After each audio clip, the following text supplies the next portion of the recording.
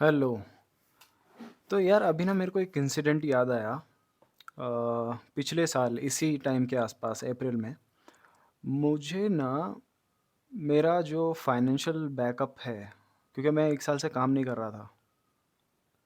अपना theatre certification complete करने के बाद मैंने 1 साल काम नहीं किया क्योंकि मेरा मन नहीं लगता था काम करने में।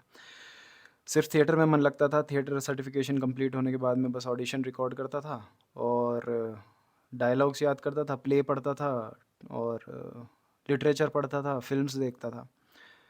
तो उस टाइम ना मेरा बिल्कुल काम करने से मन हट गया था। उस टाइम पे मेरा जो बिज़नेस है वो बिल्कुल रॉक बॉटम हिट कर गया था। तो 1 साल मैंने जो अपनी सेविंग थी या फिर जो इन्वेस्टमेंट थी उसमें से पैसे निकाल-निकाल के खूब पैसा खर्च किया। इस टाइम के आसपास ऐसा टाइम आ गया था कि मेरे पास बिल्कुल भी पैसे नहीं बचे थे, मतलब बहुत ही कम पैसे थे। और उस टाइम पे मेरा एक रिलेशनशिप था, मतलब आई वाज़ सीइंग समबडी। तो जो मेरी एक्स थी उसको टाइम भी चाहिए होता था, उसको मिलना भी होता था और मैं ना ये स्ट्रेट फॉरवर्ड बता नहीं पाता था कि यार मेरे पास ना अभी ज़्यादा कैफ़ेज़ जाने के लिए या रेस्टोरेंट्स में बैठने के लिए कुछ ख़ास पैसे हैं नहीं, तो मैं नहीं मिल पाऊँगा। मैं ये नहीं बोलता था, मैं उसको को ना दूसरे रीज़न्स देता था। क्योंकि पैसे ना होना ना एक ईगो का साइन है, ईगो हिट करता है। ईगो पे चोट लगती है अगर आप किसी को बता दो। और इमेज ऐसा बना हुआ है ना कि लड़कों के पास पैसा होना चाहिए। अ, तभी एक रिलेशनशिप सर्वाइव कर सकता है। लेकिन एक टाइम आया कि वो बहुत ज़्यादा बोलने लगी, बहुत ज़्यादा, मतलब तो मैं मिलता ही नहीं था। एक टाइम आने के बाद मैंने परेशान होकर उसको बोल दिया कि भाई मेरे पास ना पैसे नहीं हैं, मैं मिल नहीं पाऊँगा। क्योंकि मुझे नहीं अच्छा लगेगा कि तुम पैसा खर्च करो या फिर और मैं बैठ के तुमसे मिलूँ, और जबकि मेरे बैक ऑफ द माइंड यही चल रहा है। क्योंकि आदमियों का ना, मैं लड़कियों का भी कह रहा हूँ, there are women who have started earning, उनको भी अब पैसा ना होने की जो चोट लगती है वो लगती है। अब वो भी मैं मत जानता हूँ, बट मोस्टली ना आदमियों का है, क्योंकि बचपन से सिखाया गया है। हमने देखा है हर जगह पर कि आदमी जो है ना फाइनेंशियल रिस्पॉन्सिबल होना चाहिए रिलेशनशिप्स में, शादियों के बाद, या फिर बड़ा बेटा है घर में तो उसके हैसियत से, तो मतलब ये है, इसको हम डिनाई नहीं कर सकते। उम, तो मेरे साथ भी ऐसा ही था। मैं 2025 की बात है ये, और 2017-18 से ना मैं अपने फैमिली के जो major portion of financial expenditure होता है वो मैं टेक केयर कर रहा था। मैंने अपने फादर को भी बोल दिया था कि अब मैं ज़्यादा खर्चे करूँगा, आप वो जो भी छोटा-मोटा है वो आप कर दिया करना। तो उसके बाद एकदम से 7-8 साल ये काम करने, इस तरीके से लाइफ़ लीड करने के बाद एक पॉइंट आया जब मैं बिल्कुल ना घर पे कंट्रीब्यूट कर पा रहा था, और मेरा ना एकदम ईगो क्रैश हो गया था, कोलैप्स हो गया था, टूट गया था। She was a good girl, very good girl. तो मैं ना आई वाज़ थिंकिंग कि वो सब चले, बट मैं ओपनली बोल नहीं पा रहा था। मैं अपना बिज़नेस दोबारा से स्टैंड करने में दोबारा लग गया था। लेकिन फिर भी उसने मुझे कन्विंस कर लिया, ये जानने के बाद कि मेरे पास कुछ ख़ास पैसे हैं नहीं, तो she convinced me that I should trust her, that we had a good bond, और मैं मिलूँ, इस बारे में ना सोचूँ कि मेरे पास पैसे नहीं है। लेकिन पता है प्रॉब्लम क्या थी? मेरे पास ना ट्रैवल करने के लिए भी इतने कुछ ख़ास पैसे थे नहीं। तो ट्रैवल करने के लिए भी ना मुझे सोचना पड़ता था कि अगर मैंने ये पैसे खर्च कर दिए तो फिर मैं अपना मंथ कैसे सर्वाइव करूँगा, ये वो। चलो फिर भी मैं चला जाता था, और एक टाइम ऐसा आया when we were meeting and she used to pay the bills, and we both were, very fond of going to expensive cafes, eating expensive food, coffees, etc., desserts. उसको भी शौक था, मुझे भी शौक था, और उसको बहुत ज़्यादा शौक था। और चलो भाई 10-15 रुपए का समोसा खा लिया, चाय पी ली, वो बात अलग है। हर एक सिटिंग में 1000, 1500, 2000 या 2500 रुपए का बिल बनना, और मैं उसको देख रहा हूँ हर बार, वो 2-3 बार बिल पे कर चुकी है। अब मैं, एक टाइम ऐसा आ गया था कि भाई मैं ना खाते-खाते रोने लगा। वो 2 रीज़न थे उसके। एक तो ये देखना कि मेरे पास एक ऐसा इंसान है जो इस चीज़ के बारे में फ़िक्र नहीं करता है। जबकि सोशल मीडिया पे मैं ज़्यादातर देखता हूँ तो लड़कियाँ ना इसी बात के बारे में ना बहुत ही ज़्यादा रेज बेट करती हैं कि लड़के के पास पैसा नहीं है, ये क्लास नहीं है, फलाना-ढिकाना। तो मेरे को वो थोड़ा यूनिक लगा। ऐसे लोग हैं, एग्ज़िस्ट करते हैं, ऐसी लड़कियाँ एग्ज़िस्ट करती हैं। एक ये रीज़न था कि वो मुझे यूनिक लगा, मुझे वैल्यूएबल फ़ील हुआ, और एक ये रीज़न था कि साला मेरे पास पैसे नहीं हैं यार। मेरे पास बाहर एक रेस्टोरेंट में खाने के लिए मेरे पास पैसे नहीं हैं। ये मुझे बहुत बुरा लगा। तो मैं रोने लगा, and she consoled me, but within a few days I started realising कि ये इतना दुःख मुझे क्यों दे रही है ये बात, कि मेरे पास एक एक्सपेंसिव रेस्टोरेंट में खाने के लिए कुछ ख़ास पैसे नहीं हैं। तो क्या इस बात से मुझे इतना ज़्यादा दुखी हो जाना चाहिए? और अगर कोई मेरे लिए कुछ टाइम तक, अगर मैं उस पर्टिकुलर टाइम में फाइनेंशियली ब्रोकन हूँ, और अगर कोई मेरे साथ खाने के लिए मुझे इनवाइट करा, तो क्या मुझे उसको इतना ईगो पर लेकर देखना चाहिए? मुझे रियलाइज़ हुआ कि ये ना हमें सिखाया गया है, ख़ासकर आदमियों को, क्योंकि वो हमेशा से कमाते रहे हैं, उनको ना, और मतलब the girl that I am talking about, she is also very egoistic about her finances. Egoistic in the sense कि अगर उसको भी मैं जानता हूँ, if she was not able to you know provide financially to their people, or not able to earn for some time, or not able to save a lot, she would feel bad। क्योंकि काम करने के बाद ना, एक वक्त के बाद आपको ऐसा रियलाइजेशन होने लगता है कि आप बहुत कैपेबल हो, और एकदम से अगर वो जाता है ना, तो ईगो टूट जाती है। अब इस टॉपिक को मैंने इसलिए बताया, इस स्टोरी को मैंने इसलिए बताया क्योंकि इस टॉपिक से बहुत ही रिलेटेबल है। जब से लड़कियों को फ्रीडम मिली है, एजुकेशन के लिए एक्सेस मिला है, तब से लड़कियों के अंदर भी ये फाइनेंशियल और करियर को लेकर बहुत ज़्यादा स्ट्रेस होने लगा है, क्योंकि they are also competing with other people. लड़कों का तो खैर हमेशा से रहा है, लेकिन अगर आप 30 साल की एज में हो, 35 के हो या 25 के हो, तो ये एक ऐसी एज होती है जहाँ आप ना अपने ऊपर बहुत ज़्यादा डाउट करते हो, और आप अपने लिए जीना बंद कर देते हो।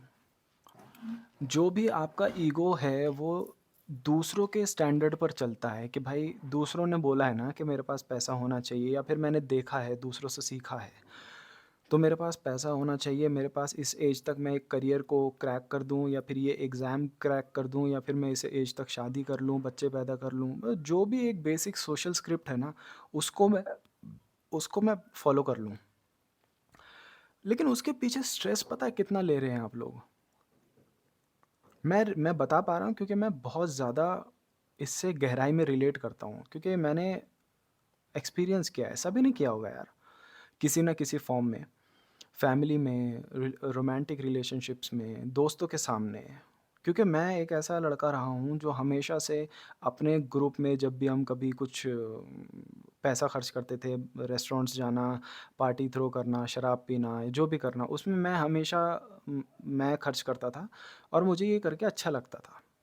और अचानक से ऐसा फ़ेज़ हिट करना जहाँ पर मैं एक पैसा नहीं खर्च कर पा रहा हूँ, क्योंकि मेरे पास है ही नहीं, तो वो उसने हिला कर रख दिया भाई मुझे।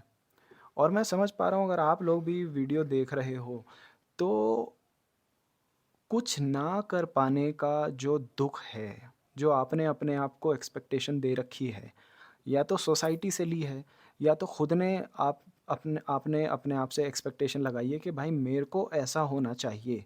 ये एक आइडियल सुमित है, या ये एक आइडियल इंसान होना चाहिए, ये एक आइडियल मैं होना चाहिए हूँ। लेकिन क्यों? क्या ज़रूरत है एक इमेज बनाकर उस पर खरा उतरने की? हुँ? क्या मिलेगा उससे? उससे खुशी तो जा रही है। चलो मैंने तो रियलाइज़ कर लिया। बहुत ही ज़्यादा रॉक बॉटम हिट किया, मैंने ये रियलाइज़ कर लिया। मैं कह रहा हूँ लोग ना ज़िंदगी भर रियलाइज़ नहीं कर पाते, वो हमेशा गिल्ट में जीते रहते हैं। यूथ में बहुत प्रॉब्लम है, क्योंकि कंपटीशन इतना बढ़ गया है, भारत की तो पॉपुलेशन इतनी है कि इतना ज़्यादा कंपटीशन है, फिर भी तुम लोग उसी कॉम्पिटिटिव एग्ज़ाम के पीछे गधे की तरह लगे हुए हो। तुमको मालूम है कि हर साल हर एक बड़े एग्ज़ाम का जो कंपटीशन है वो बढ़ता जा रहा है, और सिलेक्शन रेशियो बहुत कम होता जा रहा है, क्योंकि सीट्स तो लिमिटेड हैं और तुम भेड़ चाल में चले जा रहे हो।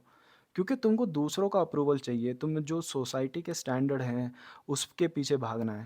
भाई एक पर्टिकुलर स्टेट के लोग इस पर्टिकुलर एग्ज़ाम के पीछे भाग रहे हैं, इस पर्टिकुलर कास्ट के लोग इस पर्टिकुलर करियर के पीछे भाग रहे हैं, हैं?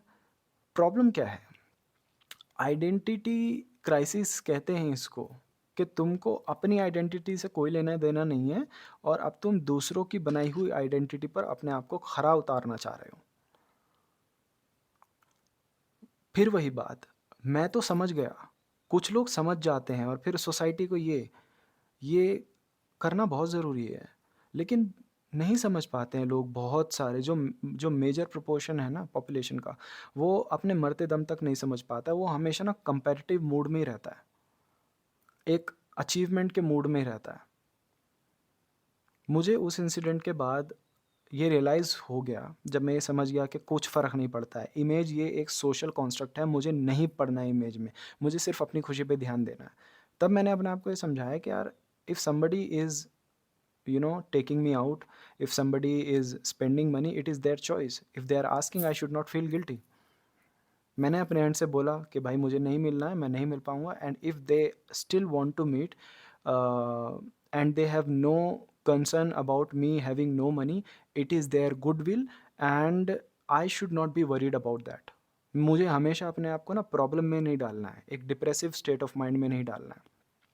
क्या मिल जाएगा? हुँ? क्या मिल जाएगा विक्टिम प्ले करके?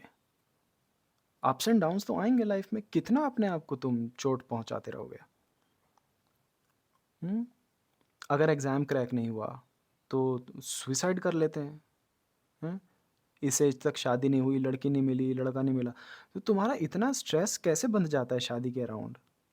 मैं ज़्यादा लंबी हूँ, तो मुझे इस एज तक लड़का नहीं मिला, अब तो जो मिलेगा उससे शादी कर लूँगी। लड़कियों को नहीं मिलते हैं ना, लंबी लड़कियों को, लड़के ख़ासकर कुछ नहीं मिलते हैं, क्योंकि लड़के अगर इतना लंबा नहीं हुआ, तो लड़कियाँ तो कॉम्प्रोमाइज़ नहीं करेंगी। मैं कह रहा हूँ करना भी नहीं चाहिए। हाँ, इंसान के लिए कॉम्प्रोमाइज़ कर लेना चाहिए, हाइट के लिए तो मैं क्या बोलूँ अब। बट मैं तो शादी के वैसे भी फ़ेवर में नहीं हूँ, लेकिन तुम्हारा स्ट्रेस किन नॉनसेंस बातों पर आता है। मैं ऐसी लड़कियों को जानता हूँ, ऐसे फैमिलीज़ को जानता हूँ जिन लड़कियों को, भाई 6 फीट की लड़की है, लड़का ही नहीं मिल रहा। अब 35 साल की हो गई, इतना अंडर स्ट्रेस है कि पूछो मत। किस चीज़ों का स्ट्रेस ले रहे हो तुम लोग? हुँ? बच्चा नहीं हो रहा है, तो क्या हो गया? इस एज तक बच्चा हो जाना चाहिए था, क्या हो गया नहीं हुआ तो? क्यों? हर एक चीज़ को एक पैमाने पर रख रहे हो, तुमको अपने आप को हमेशा एक डेडलाइन देते रहते हो, अपने आप को हमेशा एक टारगेट देते रहते हो। किसके लिए कर रहे हो? क्या इस मोमेंट में तुम खुश हो पा रहे हो? खुश ही नहीं हो फिर भी टारगेट दिए जा रहे हो, तो जब वो टारगेट तुम्हें खुशी दे ही नहीं रहा, तो टारगेट दे क्यों रहे हो अपने आप को? हुँ? कहाँ से सीख गए हो तुम लोग ये? मैं अपने लिए भी कह रहा हूँ, लेकिन मैं बदल चुका हूँ। तो अब मैं तुमसे बोल रहा हूँ, कहाँ से सीख रहे हो ये सब? समाज से। मैं इसलिए बता पा रहा हूँ क्योंकि मैं जानता हूँ। समाज ही है वो पैरामीटर जहाँ पर तुम अपने आप को रख के नाप रहे हो। अप्रूवल चाहिए ना, हुँ? सब कर रहे हैं, इस एज तक कर ले रहे हैं, मेरा 5वाँ अटेम्प्ट हो गया। तुमको 5वाँ अटेम्प्ट पहले तो देना क्यों है किसी चीज़ के पीछे? सोशल अप्रूवल मिल जाएगा ना। मन से तो तुम करना नहीं चाहते हो, नहीं करना चाहते हो मन से, ये बोलना भी मत कि अरे नहीं यार, ये तो मेरा अपना पर्सनल चॉइस है। नहीं भाई, तुम सोचो, तुम रात-रात भर क्या सोचते हो कि अगर मेरा एग्ज़ाम क्रैक हो जाएगा, तो सब मेरी रिस्पेक्ट करेंगे, इसलिए कर रहे हो तुम। मैंने भी कॉम्पिटिटिव एग्ज़ाम दिया है, नीट, नहीं निकला मेरा गवर्नमेंट कॉलेज। जब तक प्रिपेयर कर रहा था, तब तक यही सोचता था कि यार मेरा एग्ज़ाम क्रैक हो जाएगा, एक मेडिकल कॉलेज में भर्ती हो जाऊँगा, क्या रिस्पेक्ट मिलेगी, सब मुझे पूछेंगे, मेरे पेरेंट्स मुझे ज़्यादा रिस्पेक्ट करेंगे, जहाँ जाऊँगा डॉक्टर साहब बोलेंगे। मैं जानता हूँ, तुम ये बोल ही नहीं सकते हो कि ये मेरा पर्सनल नीड है, ये मेरा पर्सनल डिज़ायर है, नहीं है। सोशल अप्रूवल नहीं मिलेगा, कुछ नहीं करोगे। एनिमल जो एक्टिविस्ट्स होते हैं ना, वो भी एक पर्टिकुलर चीज़ ये चुन लेते हैं ताकि उनको सोशल अप्रूवल मिले। सब खोखले हैं भाई, ये जो तुम सोशल वर्क भी कर रहे हो, सब तुम खोखले हो। चुप के कोई नहीं करना चाहता, सब उसको फ्लॉन्ट करना चाहते हैं ताकि सोशल अप्रूवल मिल जाए। ये नहीं कर पा रहे तो एक नीश चुन लो, वो नहीं कर पा रहे तो इसमें चले जाओ, लेकिन हर जगह तुम सोशल अप्रूवल सीख कर रहे हो। खासकर लड़कों से बोल रहा हूँ। एक तो तुम मेरी तरह ही तुम लोग अपने आप को ना बहुत ज़्यादा प्रेशर में डाल रहे हो फाइनेंशियल। नहीं मिलेगी गर्लफ्रेंड, नहीं मिले ना यार, भगाओ ना। हैं? ऐसे इंसान का तुम करोगे क्या जो तुम्हारा पैसा देख के आ रही है? तुमको करना तो दूसरे के लिए नहीं, हाँ, अपने लिए कहाँ कर रहे हो तुम? तुमको पैसा कमाना खुशी नहीं देता, तुमको पैसा कमाना इसलिए सेटिस्फाई कर रहा है ताकि लोग तुम्हारे आगे पीछे घूमने लगें, पेरेंट्स रिस्पेक्ट कर दें। मत कमाओ पैसा, मत लो किसी की रिस्पेक्ट, क्या फ़र्क पड़ता है? मर जाओगे क्या? ये तुम्हारी सांस नहीं चलेगी या फिर तुम बीमार पड़ जाओगे या अनहेल्दी हो जाओगे, किसी की रिस्पेक्ट नहीं मिलेगी तो, ये तुम्हारे पास गर्लफ्रेंड नहीं होगी या बॉयफ्रेंड नहीं होगा। क्यों अपने आप को, अपनी आइडेंटिटी को, अपनी इंडिविजुअलिटी को दूसरों के स्टैंडर्ड पर लेकर जा रहे हो? खुश नहीं रह सकते ऐसे तुम लोग, कभी खुश नहीं रह सकते। अपने आप को भ्रमित कर सकते हो, हुँ? उस टाइम तक जब तक तुम अचीव कर पा रहे हो। उस टाइम तक तुम अपने आप को भ्रमित कर सकते हो कि हाँ, चलो मैंने ये कर लिया, मेरे पास है, इसकी वजह से है, मैंने ये कर लिया तो। लेकिन एग्ज़ैक्टली देखो ना, तुम्हारे पास कोई है तो किस वजह से है? तुम्हारी अचीवमेंट्स की वजह से, तुम्हारे किसी तरीके के होने की वजह से। तुम्हारे अंदर हिम्मत ही नहीं है कि अपना नेचुरल सेल्फ तुम डिस्प्ले कर पाओ किसी के सामने। और अगर है हिम्मत और उसके बावजूद तुम ये कर रहे हो कि दूसरों को वो दिखा रहे हो जो तुम हकीकत में हो और उसके बाद लोग तुम्हारे इर्द-गिर्द हैं, तो वो एक अच्छा स्टेट ऑफ बीइंग है। उसके अलावा जो कुछ है सब नाटक चल रहा है।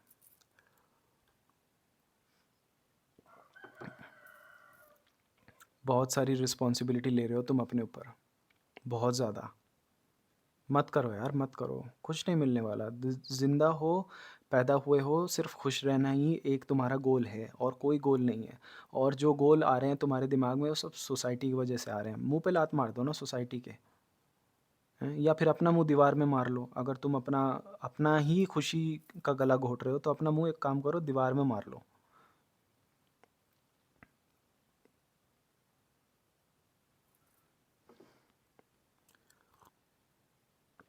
दूसरों को डिसअपॉइंट करना सीखो। तुम्हारी डिसअपॉइंटमेंट भी तब आती है जब तुमको लगता है कि यार दूसरा तो डिसअपॉइंट नहीं हो जाएगा। हुँ? मैं ये एग्ज़ाम नहीं क्रैक पर कर पाया, अब मैं डिप्रेशन में चला गया, मेरा 12th में अच्छे परसेंटेज नहीं आए, अब मैं सुसाइड कर लूँ। ये आ कैसे सकता है किसी इंसान के दिमाग में? नेचर ने हमको ऐसे तो बनाया नहीं है। तो एक्सेप्ट करो कि ये डिप्रेशन तुम्हारा सोसाइटी के स्टैंडर्ड पे खरा ना उतरने की वजह से आ रहा है। हुँ? दिमाग लगाओ, सोच विचार करो। सोसाइटी से मत लो कुछ यार, मत करो। सोसाइटी तो हमेशा सवाल करती रहेगी, इनका तो काम है भौंकने का। ये कोई बहुत अच्छा वो स्ट्रक्चर थोड़ी है सोसाइटी। तुम अगर पढ़े लिखे हो और तब भी तुम ये सवाल नहीं कर पा रहे हो, तुमको मालूम भी है टू बी ऑनेस्ट, आजकल लोगों को मालूम भी है कि सोसाइटी एक बुरी चीज़ है, अच्छी चीज़ नहीं है। लेकिन हर चीज़ में तुम उसको डाल के नहीं देख पा रहे हो। तुम्हारा सोसाइटी के लिए रेबेल पता है कब आता है? कि मुझे कपड़े किस तरीके के पहनने हैं वो मैं डिसाइड करूँगा। मुझे सिगरेट पीनी है, शराब पीनी है या नहीं पीनी है वो मैं डिसाइड करूँगा या करूँगी।